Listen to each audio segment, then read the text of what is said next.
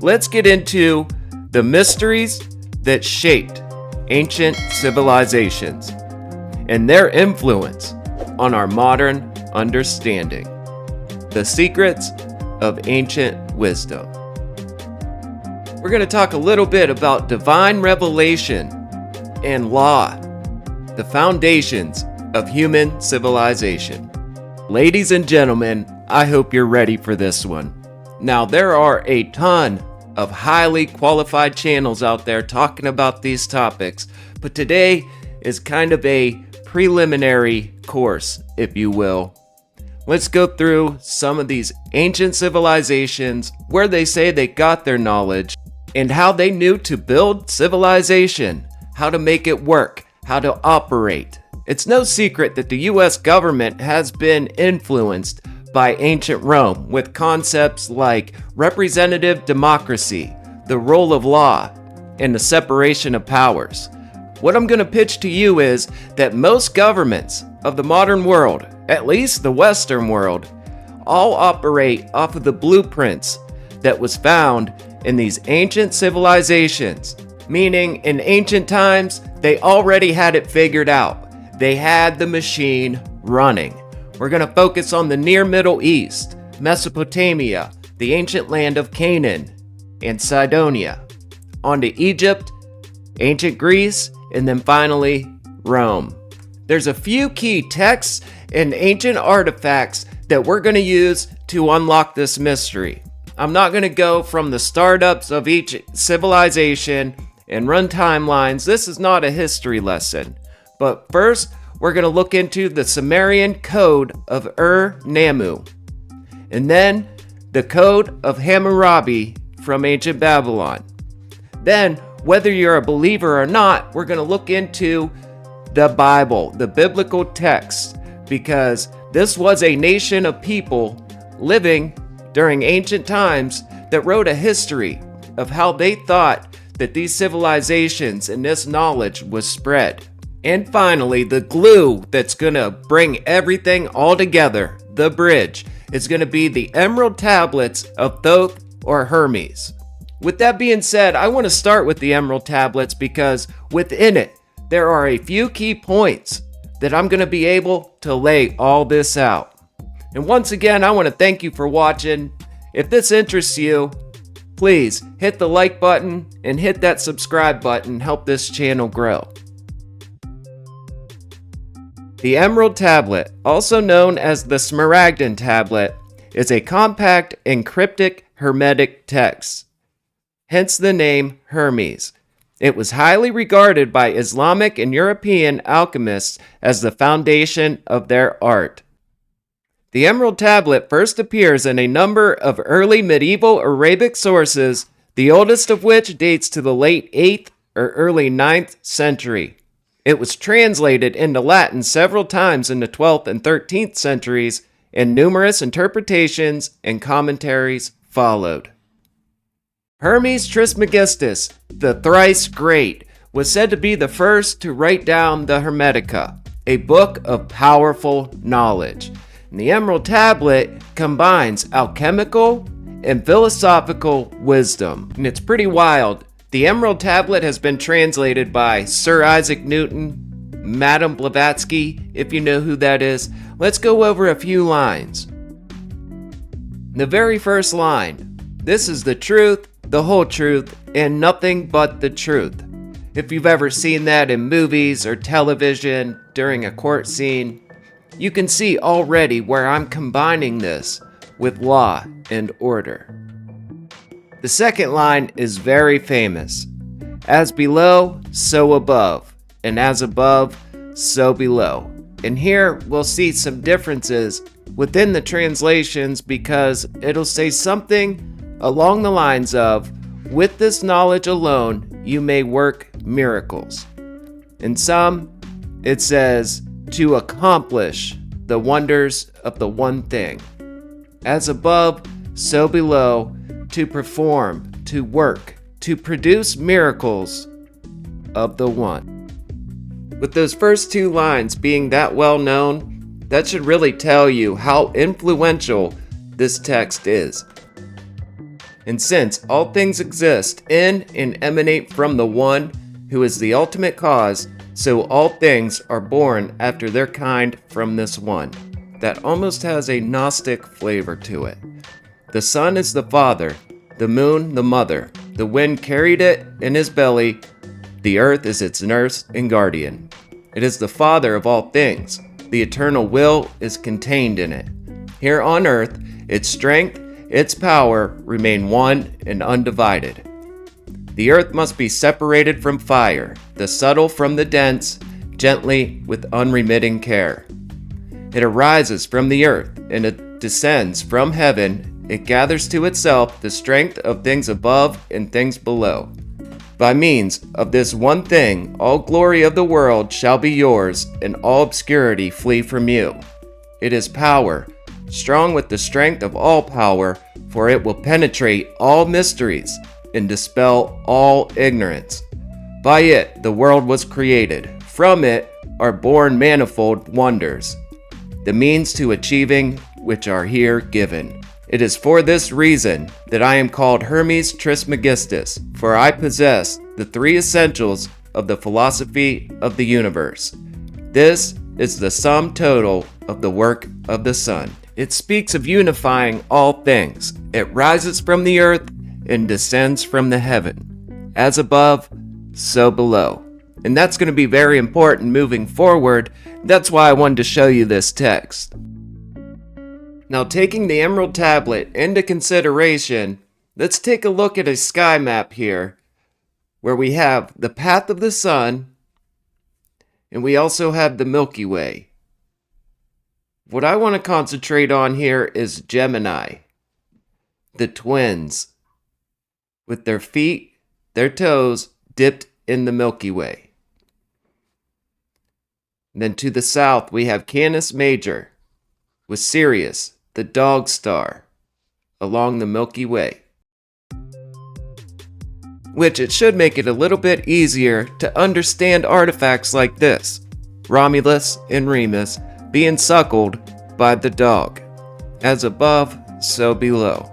And we'll have to come back to that because, as you know, Romulus and Remus were the founders of Rome. But I want to take a look at the codes of Ur-Nammu and Hamurabi. Ur-Nammu is the founder of the 3rd dynasty of Ur, somewhere around the 21st to the 20th century before Common Era. And it's also said that Ur-Nammu built the ziggurat of Ur. So a great deal of the code of Ur-Nammu is eye for an eye and tooth for a tooth, and it bears a similarity to the 10 Commandments of the Hebrew Bible.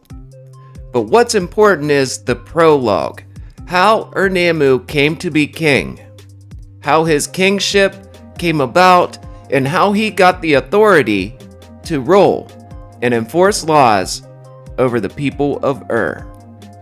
The rise of Ur-Nammu. Mesopotamia was ruled by the Akkadian Empire established by Sargon of Akkad, 2334 to 2279 BCE. And what's crazy is Sargon has a very similar origin story to Moses of the Hebrew Bible. You can't make this stuff up. Ur-Nammu established the 3rd dynasty of Ur in Sumer, also referenced as the Ur 3rd period in the Sumerian Renaissance. The prologue, they say, is typical of Mesopotamian law codes. This one invokes the deities for Ur-Nammu's kingship and decrees, equity in the land. And it says, after Anu and Enlil had turned over the kingship of Ur to Nana. Nana is the Sumerian god of the moon. He is referred to as Sin or Suen in later Mesopotamian religious texts. He's also associated with their cattle herds in the prosperity of the lower Euphrates reed marshes. The moon god Sin. You see the crescent moon representing the bull's horns. You see the bulls, the Taurus, the Bible, That's where the Hebrews got the Torah, the Taurus, the Alpha, the Aleph, the first, the strength, the power.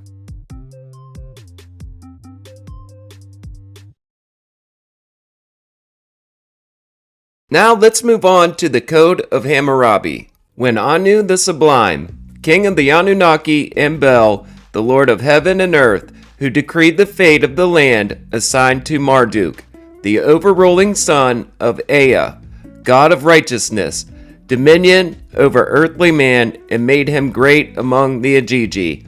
They called Babylon by his illustrious name, made it great on earth, and founded an everlasting kingdom in it, whose foundations are laid so solidly as those of heaven and earth.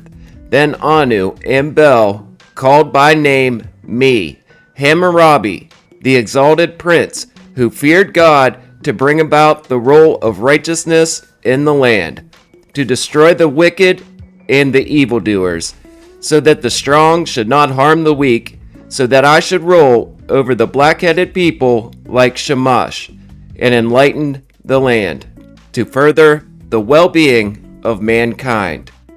An or Anu, god of the sky or heavens, usually depicted with a horned crown sitting on a pedestal. Anu, the bull god.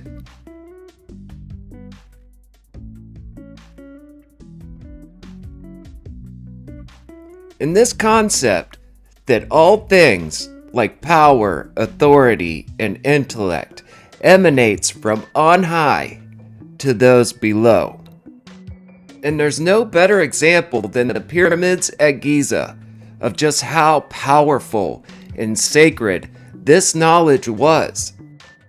They were perfectly lined up and placed to emulate Orion's belt. Now, whether you were from a foreign land or you were a native Egyptian, to the ancient mind, you know that they saw these pyramids and knew exactly what they were saying.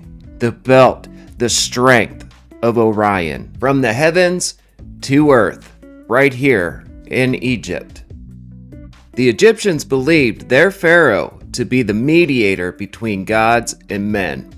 After death, the pharaoh became divine, identified with Osiris, the father of Horus and god of the dead, and he passed on his sacred powers and position to the new pharaoh, his son. Now, keep in mind, I'm not agreeing with the theory that at the time the pyramids were built, that the constellation of Orion was directly over the Giza plateau, and they were built so they lined up directly with the stars of the belt. I know there's a theory out there, it was like 10,000 BCE or something. I'm not saying that. All I'm saying is astrology played a huge role in the ancient world, especially with kingship and how they kept rule over the people. For instance, take a look at cherubim.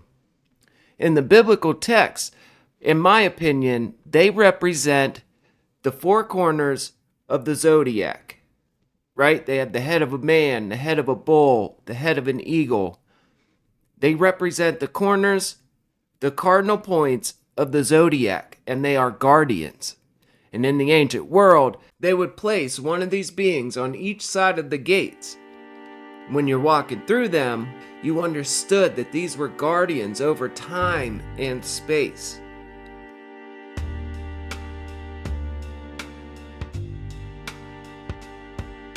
Hallelujah! Now, let's make our exodus out of the land of Egypt into Canaan.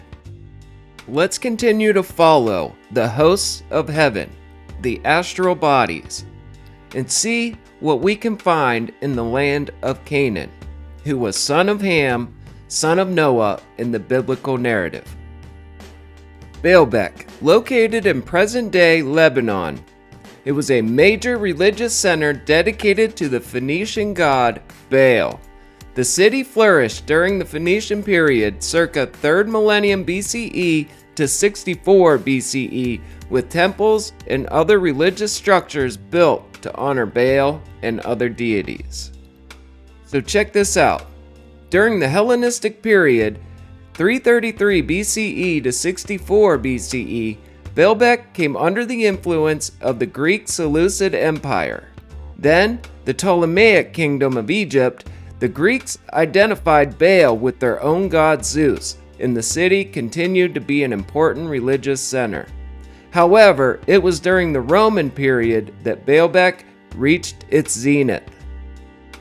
The Romans conquered the region in the 1st century BCE and began a massive building project. They constructed the famous Temple of Jupiter along with other temples dedicated to Bacchus and Venus. This is basically what I've been trying to get at this whole time. Rome understood the assignment. This was a huge project. Not only that, Rome transformed this site at Baalbek to be one of the biggest religious and political centers in the entire empire.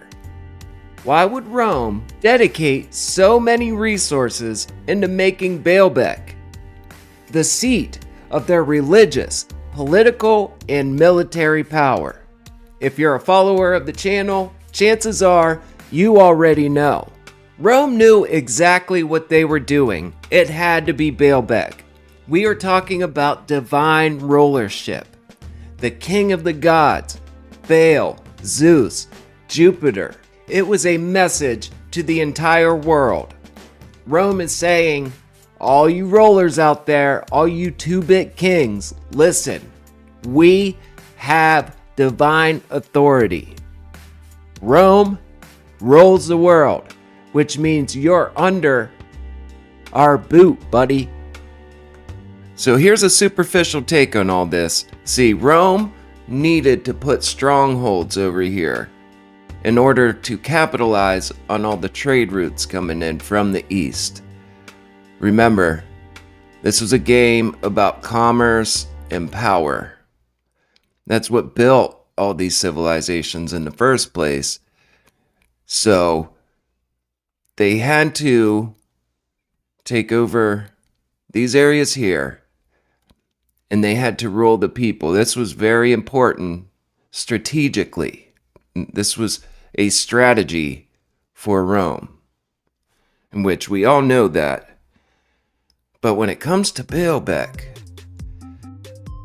which a lot of these gods were already syncretized during the Hellenistic period, but the Temple of Jupiter also served as a focal point for important civic events and ceremonies, such as triumphal processions of victorious generals, the inauguration of new magistrates, and the swearing of oaths by political leaders.